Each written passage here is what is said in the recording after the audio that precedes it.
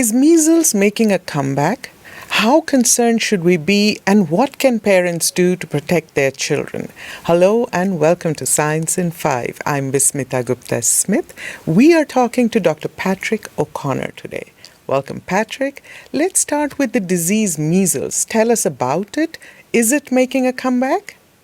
Thank you, Vismita. Measles is a highly contagious disease caused by the measles virus. It is easily spread through the air by an infected person coughing or sneezing. And symptoms typically include fever and rash. Complications of measles infection are common and can range from mild ones such as diarrhea to extremely serious ones like pneumonia and brain inflammation. Measles is a serious disease, and before the measles vaccine was introduced in the early 1960s and commonly used, there are an estimated 2 million deaths attributed to measles every year, and this was mostly in children. Patrick, why are we seeing a resurgence of measles, and how concerned should we be?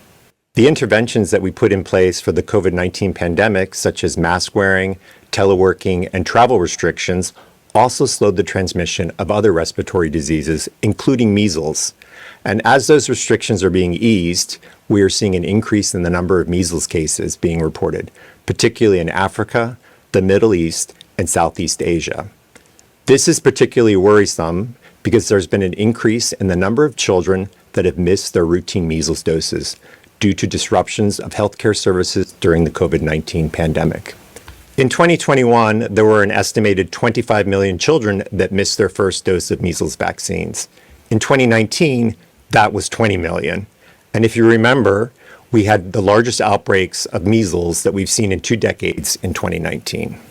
In order to prevent a repeat of 2019, we need to make sure that those that have missed their measles vaccine get vaccinated. Patrick, what can parents do to protect their children from measles? The best protection against measles is being vaccinated. The measles vaccine is safe and effective, and since its introduction, billions of doses have been given globally, preventing serious illness and death.